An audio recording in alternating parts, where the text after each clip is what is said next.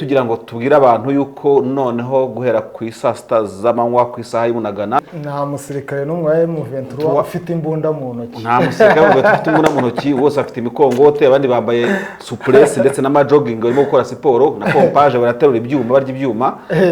Ku ruhande rwa FARDC kandi nayo ibifaru babiparitse mu magaraje ndetse bagira batya za BM zajyaga zirasa za Sukoyi zirimo gukorerwa entretien ndetse ku buryo na zakajugurugu z'intambara bakuyeho imbunda, baravuga bati bibitse n'ibyiki intambara muri make ubwo ngo yarangiye kobeta na te intambara zahagaze. Il y a des provocations, c'est ce que nous disons. Il y a des provocations et ce que nous demandons au gouvernement congolais d'être sérieux, d'être responsable et de signer, de cesser les faits, afin que nous cherchions le dialogue. Donc, ici, pacifique la crise. Donc, s'ils nous attaquent, nous réservons les droits de répondre à leurs attaques.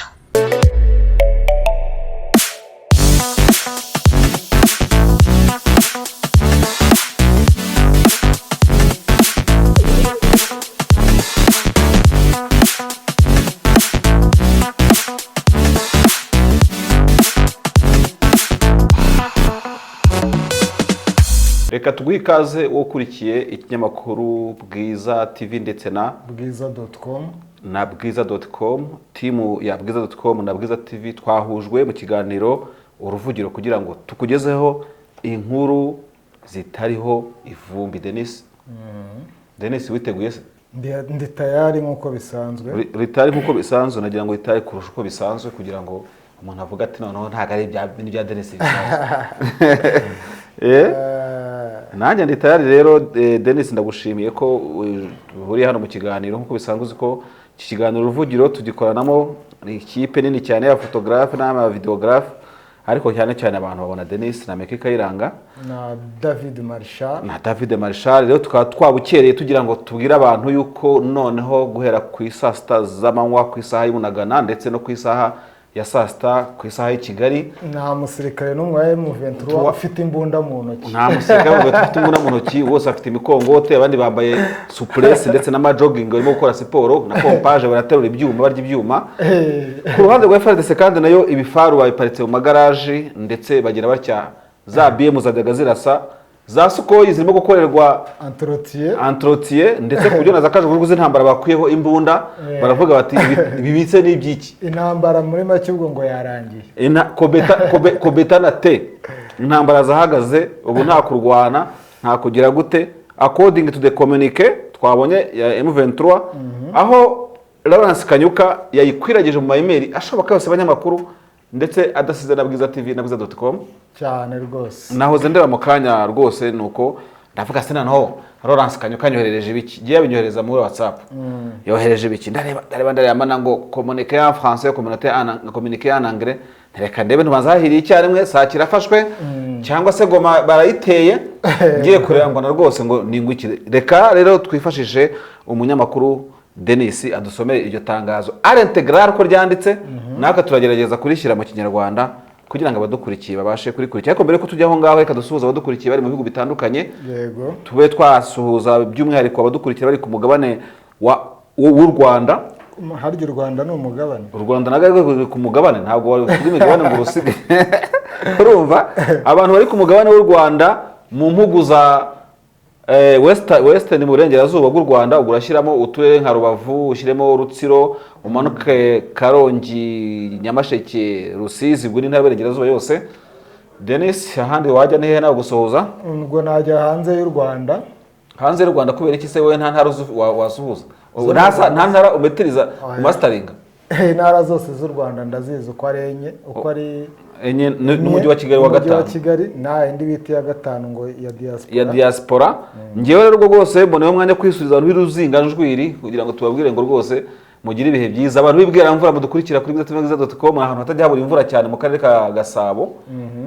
Turabasuhuje, ariko tutibagiwe bari Nyarupfubire, Nyarubuye, Nyaruguru ndetse n'abari Rubengera mu gace k'iburengerazuba. Mwese mukomeze kugira ibihe byiza mukurikiye Bwiza TV na Bwiza.com. Reka rero aka kanya tujye no mu bantu nituvuga diaspora birazamo ibintu by'abanyarwanda cyane, ariko barimo baradukurikira batari wenda abanyarwanda, ariko banabitwereka bari mu bice bitandukanye nk'abari muri Amerika na Canada. abantu bahise baza imbere yawe amazina yabo ni ayahe?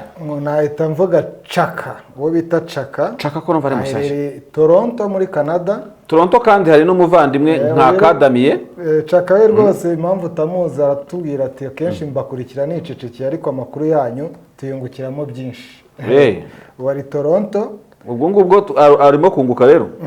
Alex Ntigurirwa reka nawe tumusuhuze. Alex Ntigurirwa no wisugeraho ariko jewe ntiwe nasoma, navuga Yazidi, nkavuga umugabo Terence uri Burundi, nkavugamo Marie Gohette uri Monaco muri South France, ndetse na Chris utajya kutwereka ko rwose ari kumwe natwe 5 kuri 5. Reka nanjye rero mvuge Joyeuse mu Mararungu. Aracyabaho cyane.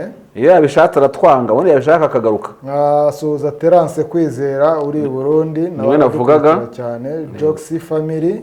Joxy Family. Ego, Bosco Mukiza. Bosco Mukiza, akaba witwa Kabaya Media ati M23 will never return back, let waiting for tomorrow, please rero byo wayutegereje saa sita byavuzwe kandi byatangajwe. Ari nabyo turi bukore muri iki kiganiro. Undi usuhuza ni Fraterine Kibogora. Fraterine Kibogora mfite witwa Shadadi ndetse na muvuze ntago musubiramo. Adolphe Ndongereye mu gihe abahuza bataricaza leta ya Kongo na M23 ku meza amwe, intambara ishobora gukomeza. Ngewe nta buhuza ndabona hariya. Uyu we yahise abakatira aravuga ati ubundi mwebwe mujya kuvuga ngo mugiye kubariza imirwano mubona ko CCRF mwigeze mwicarana na leta. Soko. Byahinduye isura. Ugeze kuri nde noneho? Ugeze kuri Ruterana Gaeta. Ruterana Gaeta kandi wakurikiwe n'uwitwa John Mpunga cyangwa se Nkunda wa wundi uri muri hehe muri Australia. Ego, na Mihigo Manzi nawe reka tumusuhuze. Uyu rero John Nkunda aravuga ngo they won't turn back kuko babikoze bizaba birangiye, bazarambika imbunda baba basivile cyangwa se bazaje muri twirwaneho. Haba ingabo z'u Burundi, South Africa, South Sudan na Uganda ndetse na Kenya bose bazashigikira M23. We know it that umunsi muzabona South Africa cyangwa se Zimbabwe or Tanzania, Angola cyangwa barwanije mu M23 cyangwa cyaba ari ikibazo, naho Burundi oya abango bazashyigikira M23. Muhire Nosael na Sefu Kungaruye, Floride Feza, Pascal Kevin Ndagijimana bose tubasuhuze, tutibagiye Habyarimana François, Benjamin Bayingana tumuhaye rwose n'ikaze, tumubwira tuti rwose Senga Sebanana ni ugezeho. Biratuma rero nanjye manuka ahangaha ndebe se ntubu bimeze gute ku witwa aba bantu babasuhuje rwose barimo bakigero Fanuel se wamuvuze Gaetan. Rero nduva twafata nk'abantu nk'abiri tukabona kujya ku zindi gahunda. Nshimiye Elisa uramusuhuje. Nshimiye yego ari no yise Matsibihugu rwose. Umuntu akaba ari imperialiste kabuhariwe akabishyira no mu izina, nta no gutinya kubishyira mu izina koko Matsibihugu cyane. Niko Matsibihugu wa mugana avuga ngo mvuga M23 waje zina se kari hatarira. Reka dusuhuze rero na Pascal Kevin Ndagijimana nawe turamusuhuje cyane. Denis Nyaro kujye kuri ya tangazo ridusomera integrale dukomeza kugira ngo turebe ngo se ngo bimeze gute, handitsemo iki imbere. Rero itangira bavuga ngo la direction du mouvement du 23 mars en sigle M23 informe la communauté nationale et internationale ce qui suit. Umuryango ngo icama nyine cyane ubuyobozi bwa M23 ngo buramenyesha umuryango mpuzamahanga ndetse n'abakongomani ibintu bikurikira. Ingingo ya mbere, conformément aux résultats des consultations entre le M23 et son excellence le président Joao Manuel Gonçalves Lourenço. Bati dushingiye ku biganiro twagiranye na perezida wa Angola, amazina yavuze haruguru. Teni à Rwanda, ni inama nyine yabereye i Rwanda, et aux décisions prises lors des différents sommets régionaux teni à Bujumbura, Nairobi et Addis Abeba. Ati kandi dushingiye no ku byemezo byafashwe n'abakuru b'ibihugu mu nama zabateranije abavuze haruguru. Yego, Bujumbura, Nairobi na Addis Abeba, tous destinés à trouver une solution pacifique. Ati ibyo byose byabaye hagamijwe kugira ngo habeho umuti w'ikibazo mu buryo budaciye mu ntambara. Cy'amakimbirane au conflit en cours dans l'est de la RDC. Kubirebana nyine n'ikibazo kiri mu burasirazuba bwa Kongo by'amakimbirane ariyo. Le M23 déclare un cessez-le-feu effectif qui entre en vigueur ce mardi 7 mars 2023 à 12h de Bunagana. iri jambo cessez-le-feu effectif rikaba ryanditswe mu manyuguti manini mu cyapa batuvuga rwose M23 irabamenyesha ko ihagaritse intambara uhereye ku isaa 6 z'amanywa ku isaha y'Ubunagana ku itariki 7 z'ukwa gatatu, dore ko n'ubundi M23 iyo M ivuga ijambo Marise, ibitendo byinshi M23 bikora n'ubundi muri Marise mu kwa gatatu, gusa no ko amatariki adahuye bakavuga ngo en fait d'ouvrir la voie au dialogue direct avec le gouvernement de Kinshasa. Ako se M23 inda yibeshye ko gouvernement ya Kinshasa ishaka kujyana nayo ibiganiro, ariko ntabwo wasanga ari byo Lorenzo yabijeje mu biganiro bagize, ugasanga iyo yari obligation bagiranye urumva. Ariko nyine ese Lorenzo azazana gouvernement ya Congo kumeza y'ibishyano ku ngufu. Ni none se kazanye none se M23 ko erega nakubwiye ngo usome gwete oya ingingo imwe twatusoma nta kibazo. Ejo Rutundura yabwiye Top Congo FM ati abanyekongo mumenye ko tubisubiremo guverinoma yacu ntabwo iteze kujyana imishyikirano n'abantu bafashe imbunda bakagaya ibitero kuri repubulika yacu. Ariko wibuke ko M23 yahagaritse Top Congo FM mu karere ikontorora, ntabwo iyo radio yayumvise.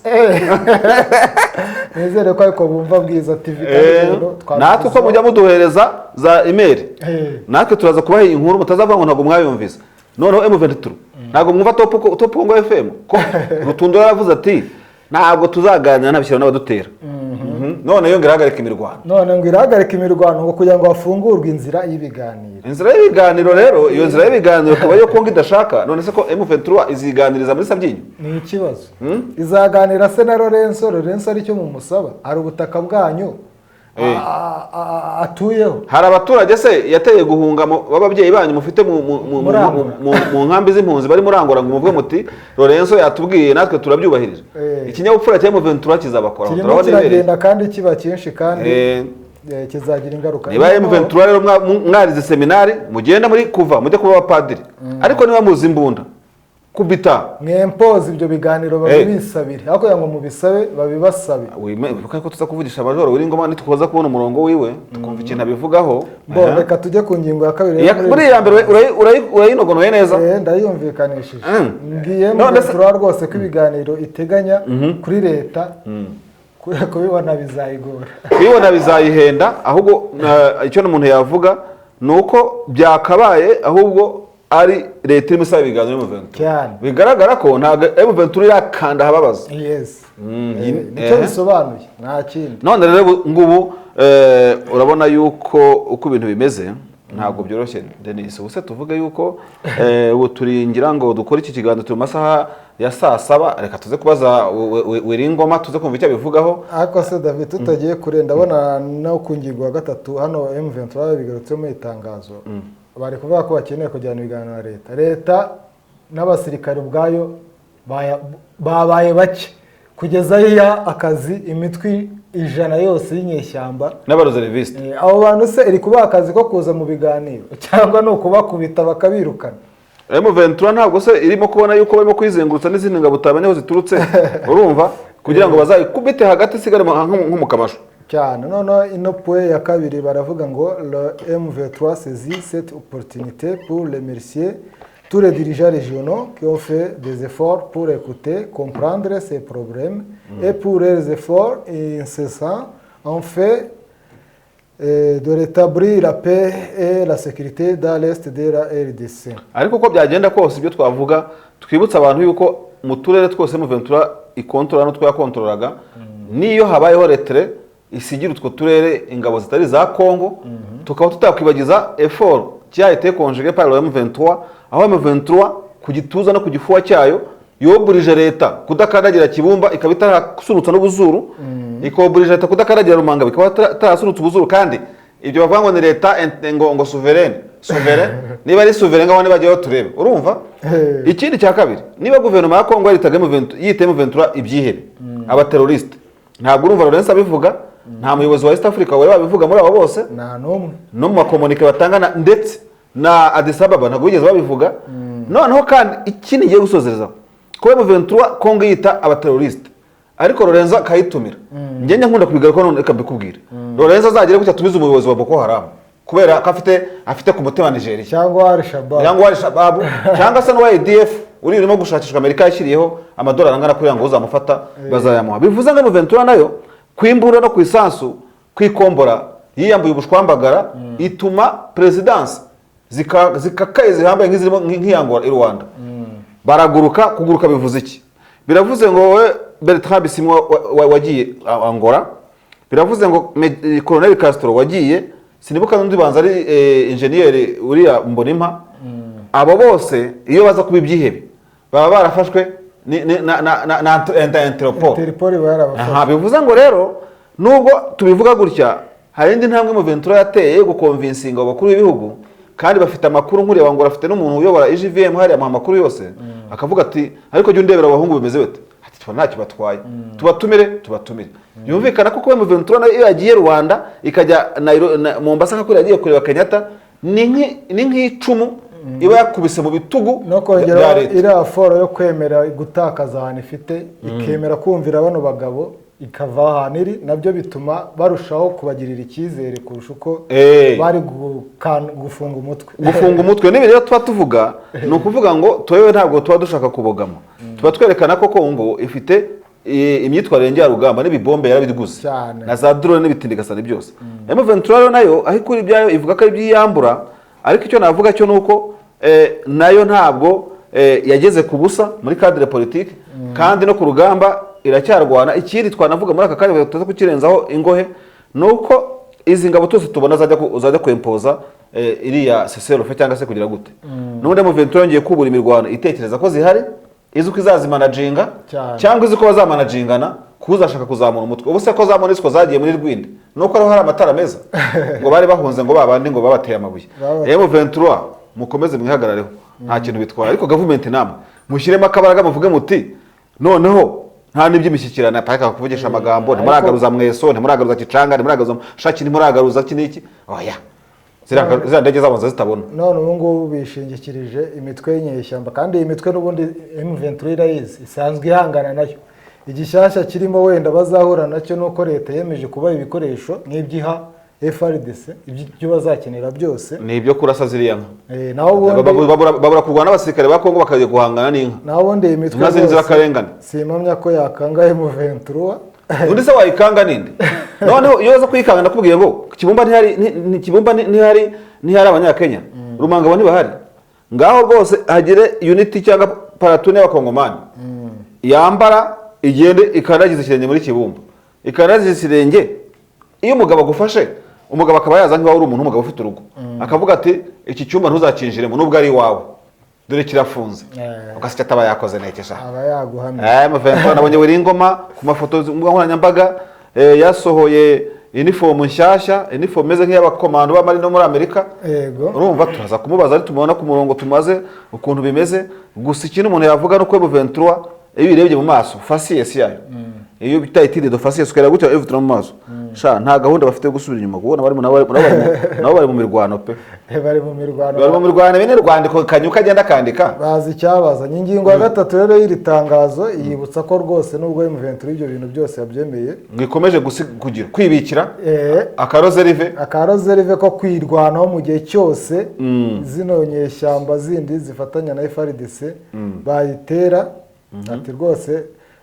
Ventura ne ménagera aucun effort pour protéger les populations civiles ariko Ventura nayo yigize nkarambo mu bisheke iyo irimo kuvuga imitwe irwanya ikayirondora yose icyambere buri gisirikare cyose kirakomeye bivuga ivugamo FARDC ya 8 muri Afrika ivugamo FDLR niyijegeza kariya karere ikavugamo za Nyature PSRS pareko n'iki byose urumva kongera noneho n'abamercenaires Ventura ivuga iti abo bose twakubiramo tukabahonda yo ibikoresheje zembaraga buri ese nabatinya buriya ko bayikundukira umunsi umwe n'abarwanyi kandi na benshi ni benshi ariko hari ibintu imitwe y'inyeshyamba nayo idukora bitari byo igashyiraho umuvugizi w'ingabo umwe yagishyiraho nk'abarindwi nko mu gace ko muri Masisi kakagira babiri cyangwa bakareka tukavugisha bari abakomanda tukabaza nka Colonel Kabonde tuti iyo mitwe izi y'icyarimwe n'abamercenaires uyikubakubira hamwe gute aho se David buriya nkubajije kiriya cyemezo cya leta ya Kongo cyo guha akazi iriya mitwe y'inyeshyamba uzi ko muri bino biganiro bavugaga za Rwanda za Nairobi hose harimo ko iriya mitwe igomba kurwanywa noneho guverinoma y'ugahindukira akaba igiye kubaha intwaro EAC buriya irabyitwaramo ite irakora iki eko ntekereza EAC byitwaramo abantu bose bari muri no game yo muri Kongo bazi hypothèse yayo donc bubahiriza ibintu ariko bazi ukuri kwabyo baje n'ubundi bazi ko iyo mitwe isanzwe ikorana na Kongo ko itangazo rya Kongo ntabwo ribigira bishyashya aya makuru yose barayafite ahubwo muri EAC buri wese arimo kudiringa n'inyungu ziwe niba ari umunyakenya aravuga ati banka zacu zirakora neza cyangwa zasenya niba ari umurundi nawe ashobora kuvuga ati hepfiriya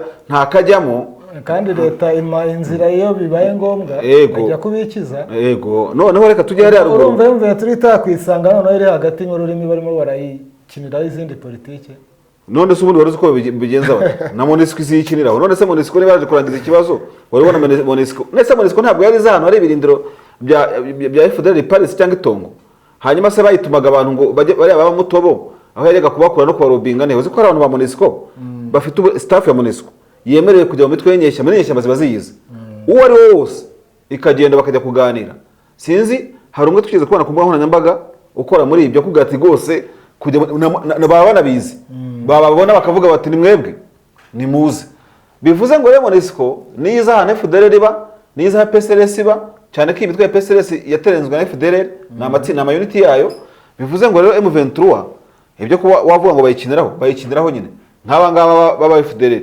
bayikiniraho umukino wo kwihishana kuko bashaka kwihisha hariya kugira ngo u Rwanda rutabafata nk'uriya mu Minisitiri Nzagi watangaje iby'iyo mitwe yavuze ko bano basirikare ba EAC bataba M23 ngo iba yaramaze kwinjira n'igoma kandi koko wareba ahantu M23 yarigeze cyagirimo iramanuka Kibumba yenda kugera Kanyarucinya none se Cinyari ari inkambi ahubwo jya nkibaza kuki M23 buri gihe itabona ko une certaine arrivée y'izindi ngabo biyikoma mu nkoko nese ingabo z'urundi nizijya Sake zagezeyo ziriyo ubu ziri Sake cyane none se uko ziri Sake M23 ukiyafasha kandi igiye kuhava amakuru ndi kubona kuri Bwiza rwose atamaze akanya kanini aravuga ko bano basirikare b'Abarundi bamaze gusesekara Isake ubwo rero urumva ko none se baseseka Isake yarakiri muri guverinoma niyo mpamvu batarinze gusinya birashoboka ko ariyo mpamvu M23 yarwanaga inkundura muri iyi minsi ngifate baze kuba ari basinyana ariko bikanga guverinoma ya Kongo yaryamye kuri Sake kandi bigeraho ubundi ari nk'umuntu utanga amanota avuga ati big up to FARDC none mwakoza agatendo kuko iracyakontorora ziriya axe kandi zari ingenzi kandi urumva biri mu ntsinzi yande biri mu ntsinzi ya guverinoma ahubwo byari kuba intsinzwi iyo M23 yarafashe Minova urumva niburi kakubira hagati Isake muri ibyo biciro none M23 urumva kuri yagise yo ku Kivu aho mutarafata ntimukihafashe ingabo z'abahanga zahageze murasheme n'umwe kahita kababaho urumva ubwo rero reka tutegereze turebe icyo nakubwira cyo nuko Kongo igiye gusinzira kubera iki erega zirakomeza zijyana za Kicanga zijye gufungura imihanda ara hose bazi deployinze nyine ziza hanyuma se nkubaze nawe niba ziri Sake izo z'Abarundi zikazana na Kicanga na Kirorirwa ibyo ntabwo mbyanze we FARDC izongera kwa bombarde ibombe ubwo se yabiteye EAC yabiteye EAC ubwo no kuvuga ngo rero iyo tuvuga ibi ngibi buri umwe wese arimo kuhatakariza intuze kuko nijya Kirorirwe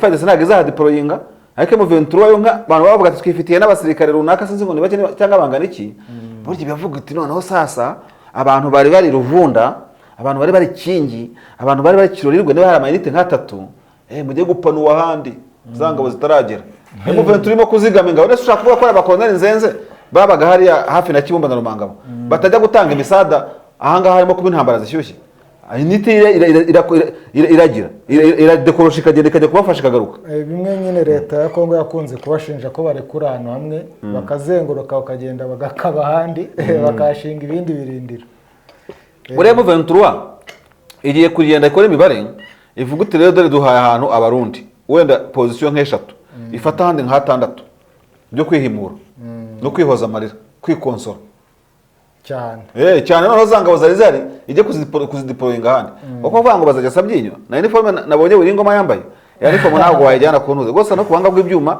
bagerageze kutwereka amafoto ya Major W'Ingoma tukiri kuri Major W'Ingoma rero nagira ngo muri aka kanya tugerageze telefone yiwe tumuvugishe twumve uko byaba bimeze kugira ngo atubwire ibijyanye n'iri tangazo rimaze isaha imwe n'iminota 10 kugira ngo twumve icyo abitubwiraho. Reka n'ubundi tuvugishe Major Wiringoma.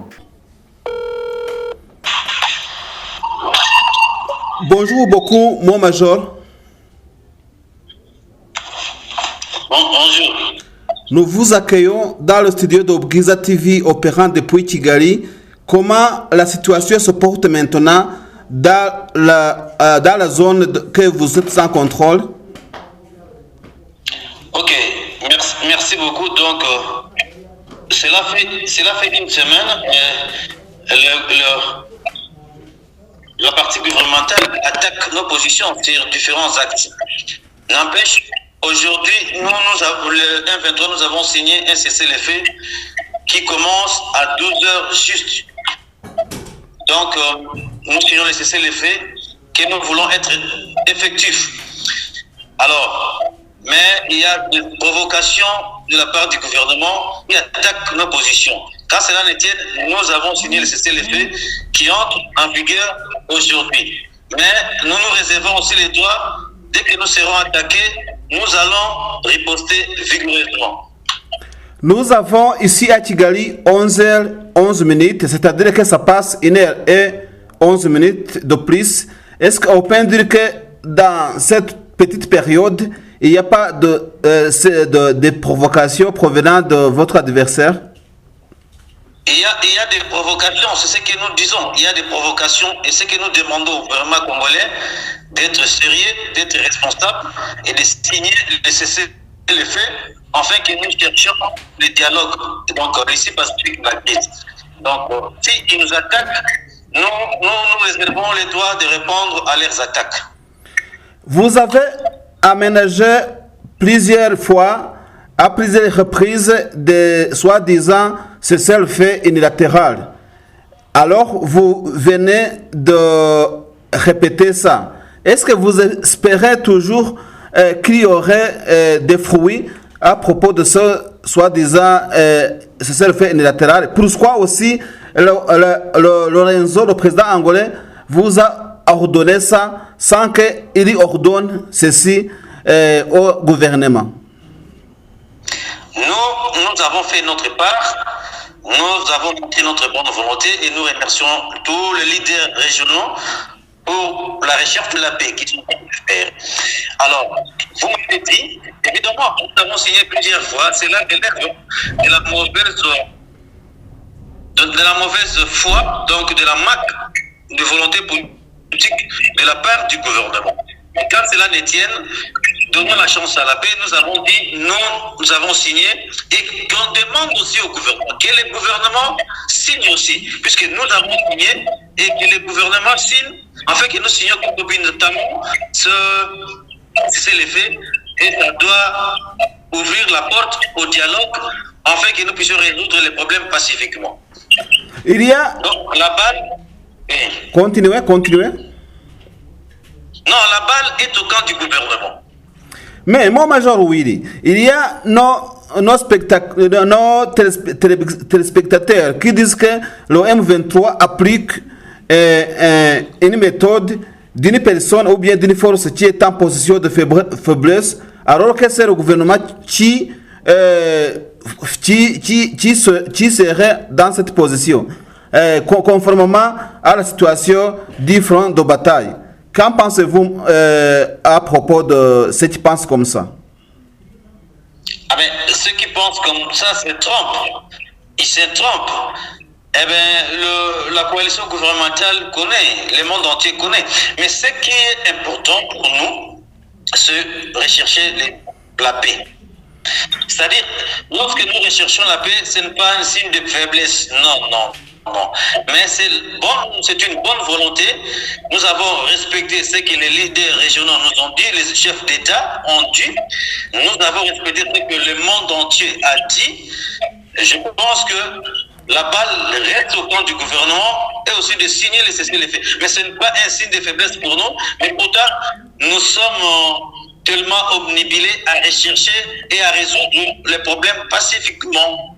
Nous avons entendu un éventuel déploiement de la force d'Est African Regional Force à partir de l'armée burundaise. Est-ce que ce déploiement aurait été en vigueur en ce moment où nous parlons? En fait, c'est que toutes les forces qui sont là, à au compte de l'Est African Community, ils sont là, vérifiez là, ils sont là. Les Burundais sont parfaitement, ils sont là. Ils sont unis, ils sont là. Est-ce que vous êtes prêts à donner l'accès Sake, Kirorirwe, Kichanga à l'armée burundaise? Nous sommes prêts à rechercher la paix, à rechercher l'issue pacifique à la crise. Donc, qu'il y ait un dialogue constructif entre nous et le gouvernement congolais, et bien dès là, nous allons trouver un modus vivendi qui peut nous conduire à un modus operandi. Donc, ce que nous disons aujourd'hui, donc nous sommes ouverts pour le dialogue. Le communiqué de M23, très récent, a touché sur ce sujet de dialogue direct. Est-ce qu'il y a aussi un espoir de dialogue direct dans un plus bref délai, selon les informations que vous puisez à Rwanda? Mais c'est une providence pour nous, d'autant plus que nous demandons au gouvernement de comprendre que les M23, c'est un mouvement révolutionnaire des Congolais.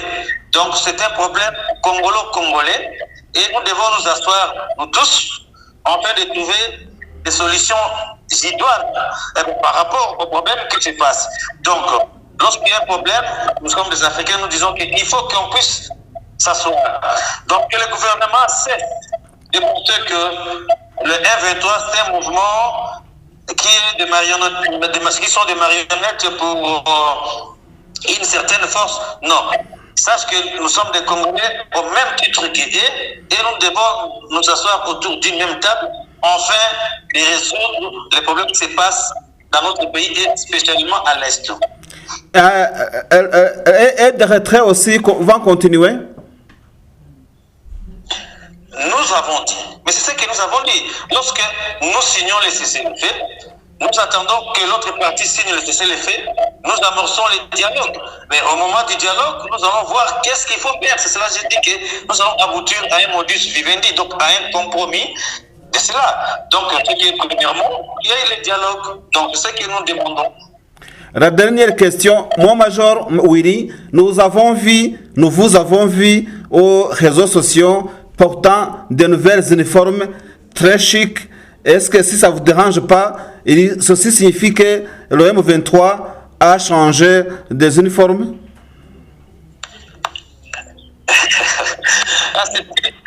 C'est une très bonne question. Nous sommes un mouvement de révolutionnaires. Nous sommes un mouvement politico-militaire. Donc la branche armée, nous avons plusieurs uniformes. Et il y a une uniforme qui est tellement... Qu'est-ce que comme tu vois là, tu dis que c'est chic, mais nous avons plusieurs uniformes au sein du M23. Donc vous voyez, nous avons beaucoup de tenues. Merci beaucoup, mon major. Si vous avez un message à donner particulier, vous pouvez le donner pour vous laisser continuer votre travail. Bon, le message, c'est à donner aux Congolais et à la communauté internationale. Nous avons signé le cessez-le-feu et nous attendons que le gouvernement congolais fasse de même. Et nous prenons le peuple congolais en témoin pour dire que nous sommes pour la paix, nous voulons leur bonheur. Mais tout cela, il faut qu'il y ait la volonté politique de la part du gouvernement congolais et c'est cette volonté politique qui manque. Mais je pense que d'un moment à l'autre, ils vont se ressaisir, ils vont comprendre les enjeux de l'ère qu'il nous faut travailler ensemble car nous sommes tous des Congolais. Nous vous remercions beaucoup pour cette interview accordée à Bwiza TV. Merci, mon major. Merci beaucoup. Au revoir. wumvise rero ibyo majoro w'ingoma amaze kutubwira aho namubajije ibibazo bigeze nko kuri 5 namubajije icyo atekereza ku guhagarika imirwano arambwira ati rwose uretse ko n'ubu ngubu Kongo itaretse kuturasaho ariko twebwe ibyacu twabihagaritse. Ikindi namubajije icyizere afite muri ibyo hagarika by'imirwano aravuga ati twe turi tayari ku kintu cyazana amahoro cyo cyose rwose ariko uko byagenda kose nibakomeza kugira gute tuzahangana nabo Cyane. urumva Major Uwiringoma rero urebye muri make arasa n'ugaragaza yuko nkuko twabibonye mu itangazo dutangira M23 ishize icyizere ku bakuru b'ibihugu bayibwira ngo ibi cyangwa biriya urumva cyane cyane yuko uyu mutwe wa M23 ugaragaza yuko wizeye byanze bikunze ko hari cyazava mu biganiro bazagirana na leta ya Kongo. Hari namubajije nese ko hari abadukurikira wabyumvaga nawe ko bavuga yuko M23 ibyikora isa nkaho yishyira nkaho ari muri position de faiblesse ikora ibintu yubahiriza ibintu nkaho irimo gukubitwa no gutsindwa nkaho ari leta yakisha zagombye kuba iyibagaininga bajya mu biciro by'umutekano. Ngoma rero avuga ko M23 ikora ibijyanye n'ibyisabwa urumva nta kindi yakora niba Kongo itabyumva ntabwo nta kindi yabikoraho ko M23 ikora ibintu bijyanye n'ubundi n'ibyo byazana amahoro. Ndumva rero n'ubundi abantu nabo babikurikiye bakurikiye ikiganiro kandi na Major Uwiringoma ariko Denis uko byagenda kose urabona yuko kuvuga ngo icyizere cy'amahoro cyagarutse hariya ndabona byaba ari nko kubeshya Denis. Kwaba ari ukwibeshya noneho n'iriya mitwe yose bagiye guha intwaro ahubwo umutekano ugiye kuzamba burundu. Gusa hari ikintu bagiye kubaza Major Uwiringoma ubwo M23 rifite inama n'abaturage mu mujyi wa Mweso uwitwa Colonel Alfred haraho nawe yavuze ati n'abandi bari mu ruhande rwa guverinoma nimushaka namwe muze butwifatanya natwe ati mpfa kutazana amacakubiri ati by'amacakubiri muri FDLR yo mu Rwanda izataha iwabo atari kwabo mu mayimayi wabo munyatura wabo ndeyande ati nawe ushuka twiyungaho twagufasha ririya jambo wabonye ko n'iyi mitwe ishobora kuba ari imboro n'imari nayo ni imboro nyine si we M23 baza kwitara kwirita se aho igenda inyura hose ntabwo yabura abantu yinjiza mu gisirikare aho igenda n'abamayimayi abamayimayi babishatse nabo bayijoyininga bashyize ingengabitekerezo hasi bakemera gufatanya nabo urwo rugamba barimo cyane ko hari akaganiro gakunze gucicikana namwe mwakavuzeho kajyanye no kuba hari amajwi yumvikanye y'umuntu ufite ijwi rya General Makenga aganira na Kabido avuga ati niko sha tubwo niyo ntambara muzayitsinda tutagiye kubeshya ati byo mwijanditsemo uko muzabivamo undi ati rwose ati giye mu gikorana natwe n'u Rwanda ntabwo nzegera nza ku Rwanda niko byagenda ivugana nabo baravugana ku buryo ubona yuko rero ibya Kongo ntabwo byoroshye. Denis rero twagana ku musozo w'ikiganiro kugira ngo turebe ngo tuduhe n'umwanya abadukurikira iyi nkuru ibashe kubageraho nyamuneka itarazaho amahuhwezi ayo ari yo yose babashe kumva yuko ubu ngubu mu minsi iri imbere dushobora kuzafata kamera zacu tugashaka n'ibyangombwa tugatambagira mu gace ka Masisi nayo hose twisanzuye turinzwe n'ingabo z'u Burundi n'ingabo za Kenya n'ingabo za Sudani wajya unyura kuri Nzenze ukavuga uti Chance ukamusuhuza wanyura kuri Kafande Kabundi uti muracyabaho